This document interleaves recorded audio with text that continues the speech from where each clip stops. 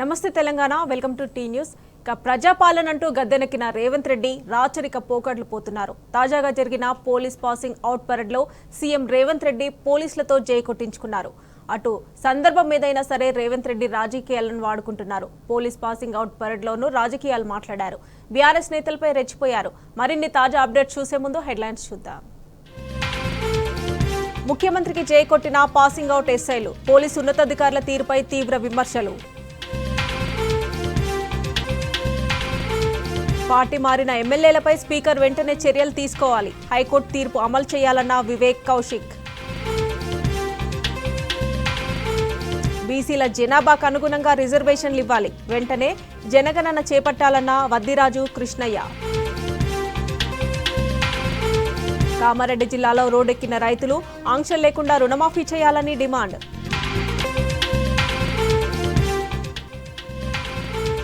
పంటలు నష్టపోయిన రైతులకు పరిహారం ఇవ్వండి, ఆదిలాబాద్ జిల్లా కలెక్టర్ను కోరిన బీఆర్ఎస్ నేతలు. ఇక అప్డేట్ చూస్తే, పార్టీ మారిన బీఆర్ఎస్ ఎమ్మెల్యేలపై చర్యలు ప్రారంభించాలని బీఆర్ఎస్ శాసనసభ్యులు వివేకానంద పాడి కౌశిక్ రెడ్డి డిమాండ్ చేశారు. బీఆర్ఎస్ ఎమ్మెల్యేలు వివేకానంద పాడి కౌశిక్ రెడ్డి అసెంబ్లీ కార్యదర్శి నరసింహాచార్యులను కలిసి పిటిషన్ అందజేశారు. పార్టీ మారిన బీఆర్ఎస్ ఎమ్మెల్యేలపై తాము వేసిన పిటిషన్పై హైకోర్టు వెలువరించిన తీర్పుకు అమలుకు చర్యలు తీసుకోవాలన్నారు.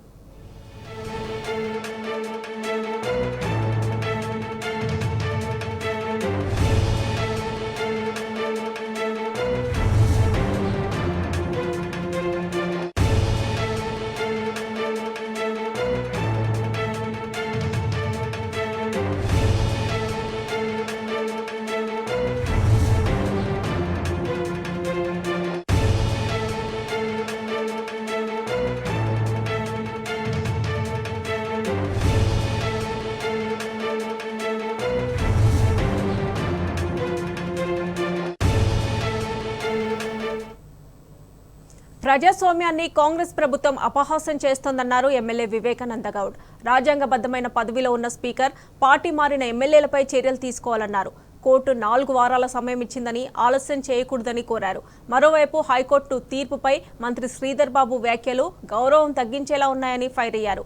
పార్టీ మారిన మిగిలిన ఎమ్మెల్యేలను కూడా అనర్హులుగా ప్రకటించాలని ఆయన డిమాండ్ చేశారు. మరి దానం నాగేందర్ గారితో పాటు కడియం శ్రీహరి గారు, తెల్లం వెంకట్రావు గారి యొక్క డిస్క్వాలిఫికేషన్ పిటిషన్ ఏదైతుందో స్పీకర్ గారి దగ్గర పెండింగ్ ఉంది, దానిపైన ఎలాంటి చర్యలు చేపట్టలేదని చెప్పి ఒక కారణంతో మరి కౌశిక్ రెడ్డి గారు మేమిద్దరం కూడా మరి కోర్టుకి అప్రోచ్ కావడం జరిగింది. దానిపైన స్పష్టమైన తీర్పు అసెంబ్లీ సెక్రటరీ గారికి డైరెక్షన్ చేస్తూ తీర్పు ఇవ్వడం జరిగింది. అందరూ కూడా తెలిసిన విషయమే. 4 వారాల లోపల మరి షెడ్యూల్ ప్రకటించమని చెప్పారు. చర్య తీసుకునే విధంగా షెడ్యూల్ ప్రకటించమని చెప్పారు. మరి సెక్రటరీ గారిని డైరెక్ట్ చేశారు. దాంట్లో ఈ యొక్క ఇమీడియట్గా మరి స్పీకర్ గారు ముందు మరి యొక్క పిటిషన్స్ అన్ని ముందు పెట్టి 4 వీక్స్ లోపల షెడ్యూల్ ప్రకటించకపోతే సుమోటోగా తీసుకొని హైకోర్టే దీనిపైన చర్య తీసుకుంటుందని చెప్పి చెప్పడం జరిగింది. దాంట్లో కూడా చాలా చాలా చక్కగా with due regards to the constitutional obligation కింద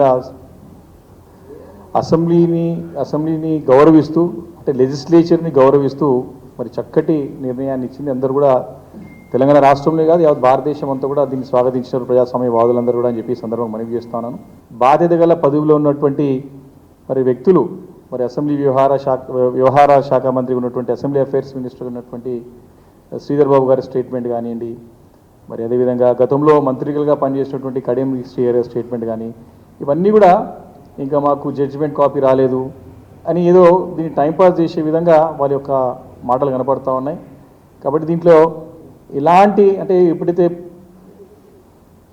ప్రజాప్రతినిధిగా ఎమ్మెల్యే కానీ ఎంపీగా ఎన్నికబడ్డప్పుడు ఇమీడియట్గా ఆ మూమెంట్ ఉండే వారికి సర్టిఫికేట్ ఇచ్చేసి ఈ రకంగానైతే అన్ని మరి హోదాలు అన్ని యొక్క అవకాశాలు కల్పిస్తారు. అదేవిధంగా ఈ డిస్క్వాలిఫికేషన్ పిటిషన్ మీద కూడా ఇమీడియట్గా రెస్పాండ్ కావాల్సిన బాధ్యత మరి స్పీకర్ గారి కార్యాలయం కానీ స్పీకర్ గారి పైన ఉంది. కాబట్టి వారిని గుర్తు చేయడానికి తప్పకుండా మరి తక్షణం దీనిపైన యాక్షన్ తీసుకోవాలని చెప్పి ఉద్దేశంతోనే ఇవ్వడం జరిగింది.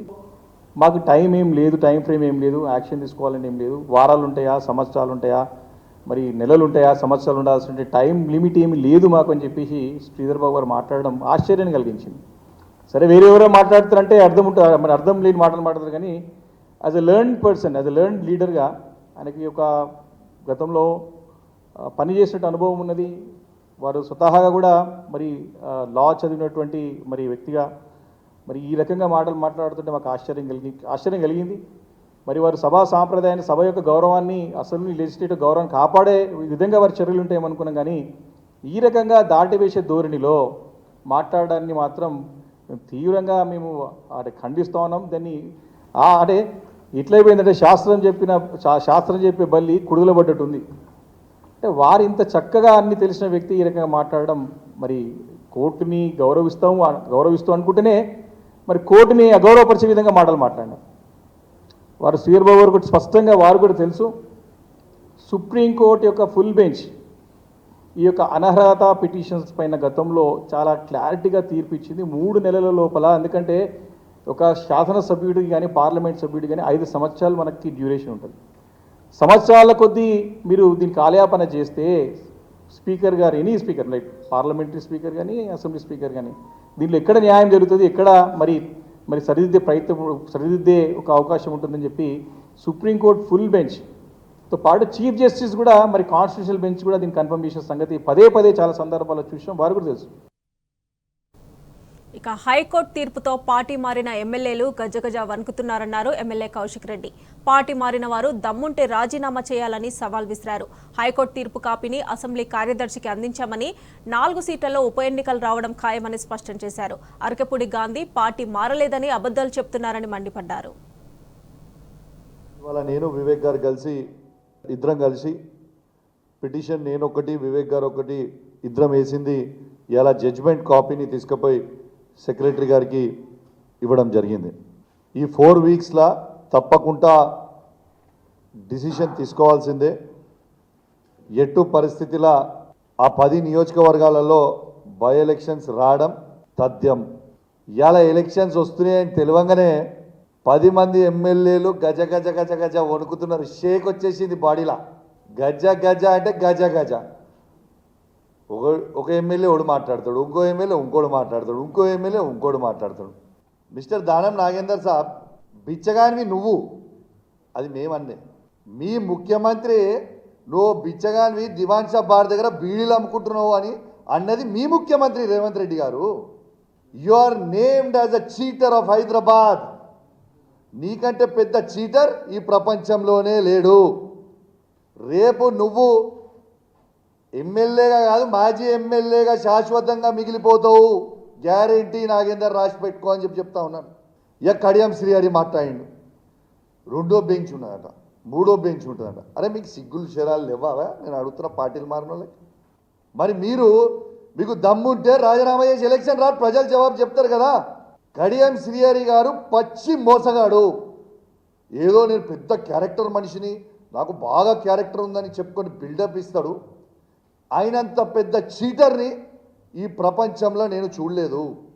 నీ స్టేషన్పూర్ ఎలక్షన్లలో నువ్వు గెలుచుడు దేవుని గెరగా, కానీ డిపాజిట్ తెచ్చుకో. నువ్వే మొగను అయితే పో. డిపాజిట్ కూడా రాదు. ఆ పరిస్థితిలో ఉన్నారు ప్రజలందరూ. వేచి చూస్తూ ఉన్నారు. ఈ 10 నియోజకవర్గాలలో ఎలక్షన్లు ఎప్పుడు వస్తాయని వేచి చూస్తూ ఉన్నారు. ఇక నిన్న గాంధీ మాట్లాడతాడు, నేను పార్టీ మారలేదు, నాకు పార్టీ లేదు, నేను ఇంకా టీఆర్ఎస్లోనే ఉన్నా, నేను కాంగ్రెస్ పార్టీలో చేరలే, దేవుడు కండవ కప్పిండు, ఇదని చెప్తుండు. ఎందుకే ఎంత భయము? మళ్ళీ మీరు గెలవరనా? ఎట్లావు డిసైడెడ్. గాంధీ గారు ఒరిజినల్ గాంధీ అనుకున్నాం, కానీ నకిలీ గాంధీ వెళ్ళిండు. ఏంటిదే నకిలీ గాంధీ? నువ్వు నకిలీ మాటలు మాట్లాడు, పూటకో మాట. నీకు ఖచ్చితంగా నీకు కూడా షేర్లింగంపల్లిలో డిపాజిట్ పోవడం ఖాయం. మీరు ఎంత గజగజ వణికినా, మీరు కేసీఆర్ గారిని మోసం చేస్తే ప్రజలు ఎవరు క్షమించడానికి సిద్ధంగా లేరు. ఖచ్చితంగా మళ్ళా మేము కేసీఆర్ గారి నాయకత్వంలో ఈ 10 నియోజకవర్గాలలో ఖచ్చితంగా మళ్ళా బీఆర్ఎస్ పార్టీ జెండా ఎగిరేబోతా ఉన్నామని చెప్పి సందర్భంగా తెలియజేస్తా ఉన్నాను. ఎలక్షన్లు రావడం తథ్యం. ఇక బీసీ డిక్లరేషన్ను కాంగ్రెస్ ప్రభుత్వం చెత్తబుట్టలో వేసిందంటూ ఎంపీ వద్దిరాజు రవిచంద్ర మండిపడ్డారు. 3 నెలల్లో బీసీ కులగణన చేయాలని హైకోర్టు ఆదేశించిందన్నారు. కేంద్ర ఉద్యోగాల్లో కేవలం 7-11% బీసీలు ఉన్నారని తెలిపారు. 2014లోనే బీఆర్ఎస్ అధినేత కేసీఆర్ అసెంబ్లీలో బీసీ బిల్లు, మహిళా బిల్లు పెట్టారన్నారు. కులగణన అనే బుక్ దీనిపై శాస్త్రీయ అవగాహన చేసి బుక్ తయారు చేశారు అనేదానికి దీనికి ఒక ల్యాండ్ మార్క్ గుర్తు ఏంటంటే నేను స్టడీ చేసింది ఒక ముందున్నటువంటి ఒక బొమ్మ. ఈ డ్రాయింగ్ దీన్ని చూస్తే ఇదేదో వాస్తు గౌరవ్ తిరుపతి రెడ్డి గారి బుక్కో లేదంటే ఏదో రూము ఇల్లు లాగా మాత్రం కనిపించవచ్చు, కానీ ఇది అర్థం చేసుకుంటే ఇది ఒక పద్మవ్యూహం. ఈ పద్మవ్యూహంలోంచి మనం ఎలా బయటికి రావాలో అనేది మాత్రమే ఈ బొమ్మ తెలియజేస్తుంది. నాకైతే అర్థమైంది ఇది. ఇటు పక్క పద్మవ్యూహం ఉంది, ఇటు పక్కనే మార్గం కూడా ఉంది, సొల్యూషన్ కూడా గీశాడు. మనం ఈ పద్మవ్యూహంలో ఉన్నాము, పక్కనే ఉన్నటువంటి సొల్యూషన్లోకి పోవాలి అనేది ఈ బుక్ యొక్క సారాంశం అనేది. నేను ఈ 35-40 పేజీలో ఉన్నటువంటి బుక్ సారాంశం ఒక హెడ్డింగ్లోనే చెప్పాడు అన్న. హైకోర్టు కూడా ఆర్డర్ ఇచ్చేసింది, కుల గణన జరిగి తీరాల్సిందే, జరపాల్సిందే అనే ఆర్డర్ కూడా ఇచ్చింది. ఈ విషయం ప్రభుత్వం వెంటనే చేయాలని చెప్పేసి బీసీలందరి తరఫున కూడా నేను రిక్వెస్ట్ చేస్తున్నాను. ఖచ్చితంగా జరిగి తీరాలి ఇది. ఎందుకంటే దీనికోసం 15th మార్చిలో బడ్జెట్లో పెట్టినటువంటి జీవో ద్వారా కూడా మీరు అన్న కూడా ఈ బుక్లో క్లియర్గా రాశాడు. 150 కోట్ల రూపాయలు కుల గణన కోసం కూడా మేము బడ్జెట్ కేటాయించామని చెప్పేసి బడ్జెట్లో కూడా ఈ బుక్లో కూడా బడ్జెట్ ఉంది. అది నిరూపించుకోవాలి, ఖచ్చితంగా కుల గణన చేసి తీరాలి. మీరే చెప్పారు కామారెడ్డిలో డిక్లరేషన్ 42% మేము బీసీలు అమలు పరచాలని చెప్పేసి ఖచ్చితంగా దేశంలోనే కుల గణన చేయాలని రాహుల్ గాంధీ గారు కూడా అడుగుతున్నారు. దానికి ఏమాత్రం శాంటిటీ ఉన్నా ఖచ్చితంగా కూడా అదే జరగాలి, ఇక్కడి నుంచే స్టార్ట్ చేయాలని చెప్పేసి నేను ఈ రాష్ట్ర ప్రభుత్వాన్ని ఖచ్చితంగా డిమాండ్ చేస్తున్నాను. నేను 27% బీసీలకు రిజర్వేషన్ అంటే ఉద్యోగాలు కల్పించే అవకాశం కేంద్ర ప్రభుత్వంలో ఉంటే కూడా 7-11% కూడా ఇప్పుడు అమల్లో లేదు. అంటే ఇంప్లిమెంటేషన్ లేదు. 27% ఉన్న అవకాశం ఉన్నా కూడా 7-11% కూడా ఇవ్వలేని పరిస్థితిలో, మనం అందుకోలేని పరిస్థితిలో ఉన్నాం. దీనికి ముగింపు ఇవన్నిటికి ముందు జరగాలంటే కుల గణన జరిగి తీరాల్సిందే. బీఆర్ఎస్ పార్టీ ఒక రాజకీయంగా ఆలోచించకుండా చెప్తున్నాను, బీఆర్ఎస్ పార్టీ కూడా ముందుకు వచ్చింది. అన్నున్నాడు లాస్ట్ 2014 తెలంగాణ ఏర్పడిన మొట్టమొదటి సెషన్లోనే మహిళల పట్ల రిజర్వేషన్ కానీ బీసీలకు రిజర్వేషన్ కూడా బిల్ పెట్టి పంపించి కేంద్రానికి సపోర్ట్ చేయడం కూడా జరిగింది. మహిళా బిల్ కూడా ఆమోదం జరిగింది. మహిళా బిల్ ఆమోదంలో కూడా బీఆర్ఎస్ పార్టీ కీలక పాత్ర పోషించింది. ఇప్పుడు మహిళా బిల్లు ఆమోదించి చట్టం చేసి పక్కకు పెట్టాం, దాన్ని ఎట్లా ఇంప్లిమెంట్ చేయాలి ఇప్పుడు కేంద్ర ప్రభుత్వం? దేశంలో ఉన్నటువంటి జనాభాను లెక్క కడితేనే, దాంట్లో మహిళలు ఎంత చూస్తేనే, ఏ కులం వాళ్ళు ఎంత అని చెప్తేనే ఆ రిజర్వేషన్ ఇంప్లిమెంటేషన్ అవుతుంది. అంటే ఒక పార్ట్ కంప్లీట్ చేసి పెట్టారు, మిగతా పార్ట్ కూడా చేయాలని చెప్పేసి నేను కేంద్ర ప్రభుత్వానికి వినతి చేస్తున్నాను. అది చేస్తే తప్ప మహిళా బిల్లు రిజర్వేషన్ అమలు కాదు. అప్పుడెప్పుడు లోక్సభలో బిల్ పాస్ చేయించి పక్కా పెట్టి రాజ్యసభలో ఆమోదం పొందలేదని మళ్ళీ 10-15 ఏళ్ళు పెట్టినట్టు ఇది కూడా పెట్టకూడదని చెప్పేసి నేను కేంద్ర ప్రభుత్వానికి బీసీగా ఉన్నటువంటి నరేంద్ర మోడీ గారికి కూడా విజ్ఞప్తి చేస్తున్నాను బీసీల తరఫున. ఇక కాంగ్రెస్ ప్రభుత్వంపై మండిపడ్డారు మాజీ ఎమ్మెల్యే చిరుమర్తి లింగయ్య. మోసపూరిత హామీలతో కాంగ్రెస్ అధికారంలోకి వచ్చి రైతన్నలను రోడ్డుపాలు చేస్తోందన్నారు. బీఆర్ఎస్ పాలనలో రైతన్నలను కంటికి రెప్పలా కాపాడుకున్నామన్నారు. రుణమాఫీ చేయడంలో రేవంత్ సర్కార్ పూర్తిగా విఫలమైందని చెప్పారు. ముఖ్యమంత్రి కేసీఆర్ గారి నాయకత్వంలో వారి పరిపాలనలో ఏ రోజు కూడా రోడెక్కకుండా రైతుల యొక్క గౌరవం కాపాడుతూ రైతులకు సకాలంలో పెట్టుబడులు ఇచ్చి కరెంట్ ఇచ్చి రైతులకు కంటికి రెప్పలా కాపాడుకున్న నాయకుడు కేసీఆర్ గారు. కానీ కాంగ్రెస్ పార్టీ 15,000 ఇస్తే ఎకరానికి అని చెప్పిన ఎన్నికల ముందు, రుణమాఫీ కూడా 2 లక్షల వరకు చేస్తాను ఎన్నికల ముందు పదే చెప్పింది. కానీ ఇలా రుణమాఫీ లేదు, రైతు బంధు లేదు. ఈ రాష్ట్రానికి ఒక గుదిబండలాగా ఈ ముఖ్యమంత్రి తయారైంది. ఒక ముఖ్యమంత్రి అన్నాడు, ఒక మాట అంటే మాట కట్టుబడి కమిట్మెంట్ తోటి పనిచేయాలి. ఏ ఒక్క మాట కూడా కమిట్మెంట్ లేడు. రైతులందరినీ కూడా బ్యాంకులో తెచ్చుకోపోండి నేను ఇస్తా అని చెప్పిండు. బ్యాంకర్స్ కూడా ఎక్కడ ఇవ్వలే. కానీ ఉన్న లోన్ అన్నా కూడా 90,000 1,00,000 లోపు ఉన్నాయి. కానీ దాదాపు ఎక్కడో 10% 2 లక్షల లోపు ఉన్నాయి.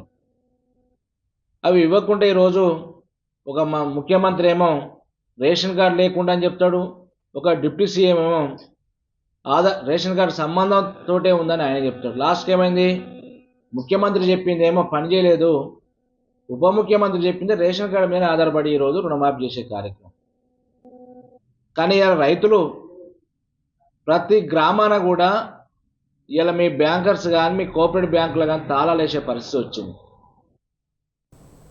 9 నెలల్లోనే ప్రజాపాలన పేరుతో రాష్ట్రాన్ని కాంగ్రెస్ సర్కార్ అప్పుల కుప్పగా మార్చింది. అప్పుల్లో రేవంత్ సర్కార్ రికార్డు సృష్టించింది. ఈ ఏడాది జూలైలోనే 10,392 కోట్లు అప్పు చేసినట్లు ప్రభుత్వ గణాంకాలే చెబుతున్నాయి. గడిచిన వారం రోజుల్లోనే రేవంత్ ప్రభుత్వం 4,000 కోట్లు అప్పు చేసిందంటే రాష్ట్ర పాలన అప్పులపైనే సాగుతుందని చెప్పొచ్చు.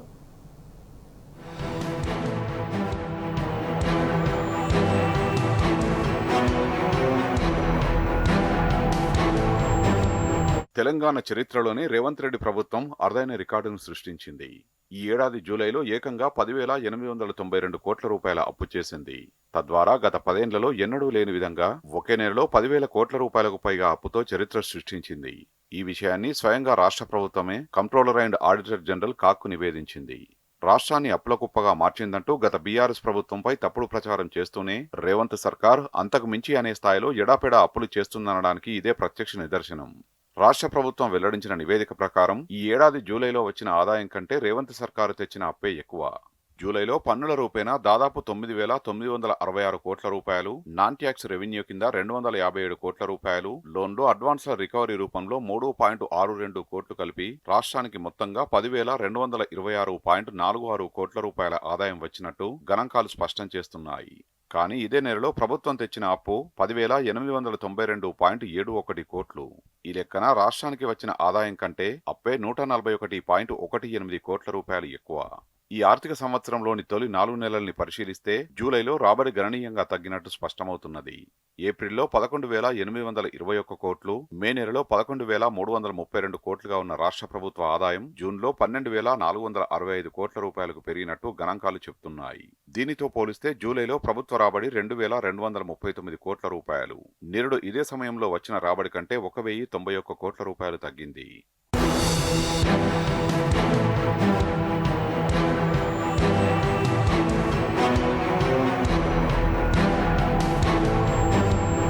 బీఆర్ఎస్ 10 ఏళ్ల పాలనలో అత్యధికంగా ఒకే నెలలో చేసిన అప్పు 9,897 కోట్ల రూపాయలు మాత్రమే.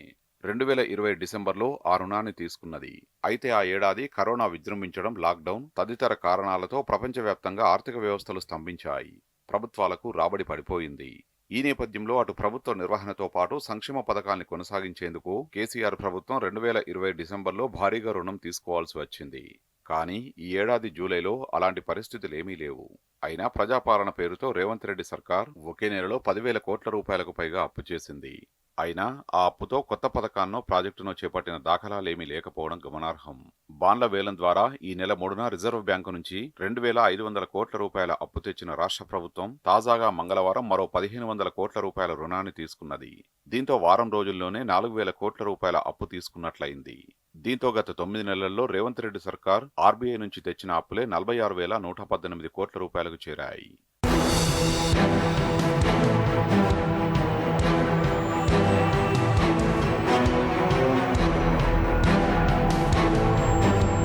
ప్రస్తుత ఆర్థిక సంవత్సరంలో మొత్తం 69,012 కోట్ల రూపాయలు అప్పులు తీసుకుంటామని రాష్ట్ర ప్రభుత్వం ప్రకటించింది.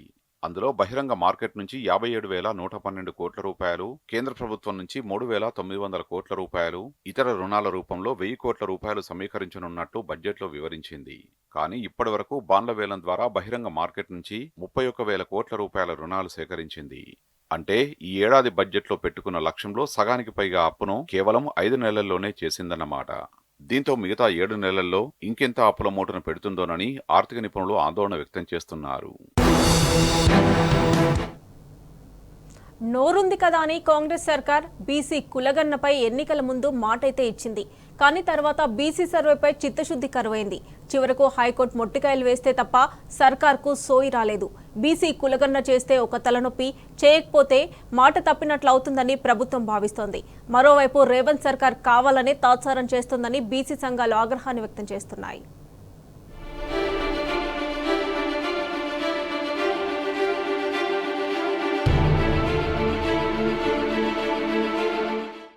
ఎన్నికల ముందటి కామారెడ్డి డిక్లరేషన్ ఆవలపడ్డది. అసెంబ్లీ తీర్మానం అటకెక్కింది. చివరకు పరిస్థితి హైకోర్టు మొట్టికాయల దాకా వచ్చింది. ఇంతకీ కులగణన జరిగేనా? బీసీల వర్గీకరణ సాధ్యమేనా? స్థానిక సంస్థల ఎన్నికల్లో వెనుకబడిన వర్గాలకు 42% రిజర్వేషన్లు దక్కేనా అంటే అంతా తూచ్ అనే సమాధానమే వస్తోంది. ప్రభుత్వానికి చిత్తశుద్ధి ఉంటే బీసీ గణన పెద్ద పనే కాదన్నది బీసీ సంఘాల వాదన. తెలంగాణ ఏర్పడిన కొత్తలో తొలి ముఖ్యమంత్రి కేసీఆర్ కేవలం ఒక్కటంటే ఒక్క రోజులో సమగ్ర కుటుంబ సర్వేను నిర్వహించి చూపిన సంగతిని వాళ్ళు గుర్తు చేసుకున్నారు. అయితే కులగణన చేస్తే ఒక నెత్తినొప్పి, చేయకపోతే మాట తప్పినట్లు తయారైంది సర్కారు పరిస్థితి. మరోవైపు బీసీల గణన కోసం ప్రత్యేకంగా క్యాస్ట్ సర్వే కమిషన్ను ఏర్పాటు చేసే యోచనలో ప్రభుత్వం ఉన్నట్లు సమాచారం. కమిషన్ చైర్మన్ గా ఒక నిపుణుణ్ణి పెట్టి తతంగం పూర్తి చేయాలనేది ముఖ్యమంత్రి వ్యూహం.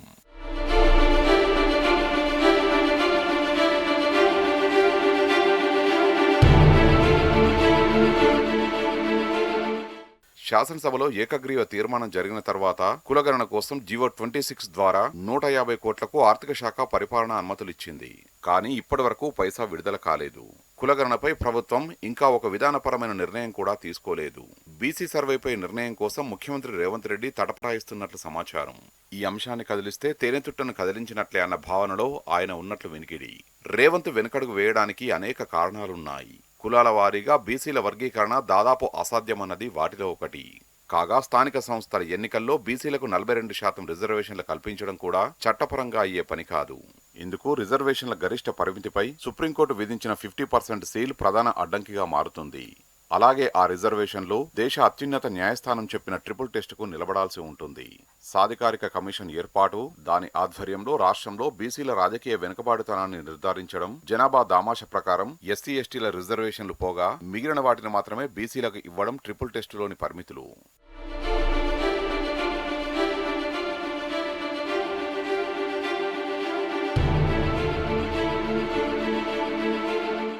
బీసీ కొత్త కమిషన్ కొలువుదీరి అంతా 2 రోజులు కాలేదు. వాళ్లకు ఇంకా కమిషన్ వ్యవహారాల సమాచారమే లేదు. ఈలోపే 3 నెలల డెడ్లైన్తో వెలువడిన హైకోర్టు తీర్పు వాళ్లను పరుగులు పెట్టిస్తోంది. ఆగ మేఘాల మీద బీసీల సర్వే చేపట్టాల్సిన పరిస్థితులు ఉత్పన్నమయ్యాయి. దీంతో కులగణన చేయడంపై బీసీ కొత్త కమిషన్ చైర్మన్ సభ్యులు అవగాహన తెచ్చుకునేదెప్పుడు? రెవెన్యూ, పంచాయతీరాజ్, పురపాలక శాఖలతో వాళ్లు సమన్వయం చేసేదెప్పుడు? రాష్ట్రంలోని అన్ని గ్రామాల్లో కులాల వారీగా జనాభా లెక్కలను సేకరించేది ఎప్పుడు? ఇవన్నీ కేవలం 3 నెలల్లో సాధ్యమా అన్న సందేహాలు వ్యక్తమవుతున్నాయి. బీసీల కులగణన మొదలు, కులాల వారీగా వాళ్ల వర్గీకరణ, 42% రిజర్వేషన్ల అమలు కసరత్తు తదితర అంశాలు కత్తిమీద సాములాంటివి. ఏ చిన్న తేడా జరిగినా లీగల్ తలనొప్పులు, ఆచరణలో దుష్ఫలితాలు తప్పవనేది నిపుణుల అభిప్రాయం. స్థానిక ఎన్నికల్లో బీసీలకు 42% రిజర్వేషన్లు ఇస్తేగిస్తే కాంగ్రెస్ పార్టీ తరపున ఇచ్చుకోవాలే గాని ప్రభుత్వ పరంగా కష్టం అన్నది వాళ్ల ఒపీనియన్.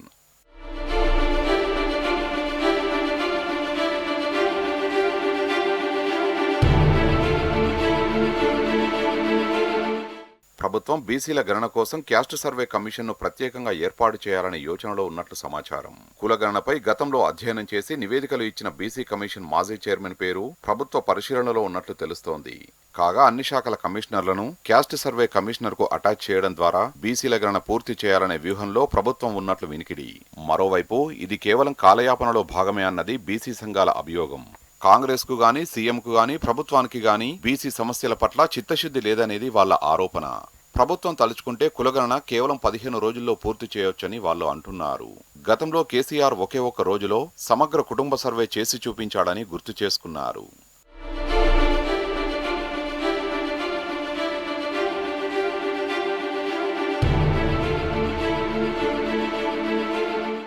గతంలో బీహార్ లాంటి రాష్ట్రాలు కులగణన చేయించి లోకల్ బాడీ ఎలక్షన్స్ లో వెనుకబడిన తరగతుల వాళ్లకు 65% రిజర్వేషన్లు కల్పించే ప్రయత్నం చేశాయి.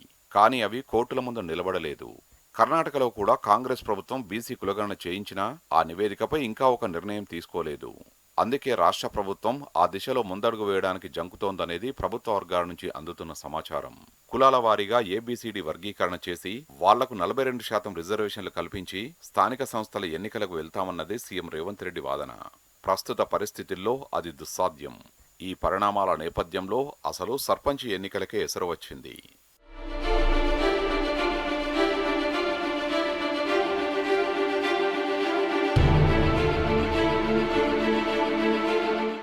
పంచాయతీ పాలక మండల గడువు ముగిసి ఇప్పటికే 6 నెలలు గడిచిపోయింది. వీటన్నింటికీ ఎన్నికలు నిర్వహించాలంటే రేవంత్ మాట తప్పాలి. అలా జరిగితే పరువు, బీసీల్లో విశ్వాసం రెండూ పోతాయి. అయితే ఇప్పటికే అన్ని గ్రామ పంచాయతీలకు 15వ ఆర్థిక సంఘం నిధులు ఆగిపోయాయి. స్థానిక ఎన్నికల కోసం ఇంకా జాప్యం చేస్తే కుదరదు. ప్రత్యేక పాలనాధికారుల హయాంలో పంచాయతీలు గాడి తప్పాయి. ప్రభుత్వ పోకడు చూస్తే వచ్చే జనవరి వరకు ఎన్నికలు హులక్కే అన్న చందంగా ఉంది. ఈలోపు రాష్ట్ర వ్యాప్తంగా పురపాలక సంఘాల పాలక మండల గడువు కూడా ముగుస్తుంది. అన్నీ కలిపి ప్రభుత్వానికి తలనొప్పేనన్నది రాజకీయ విశ్లేషకుల అభిప్రాయం.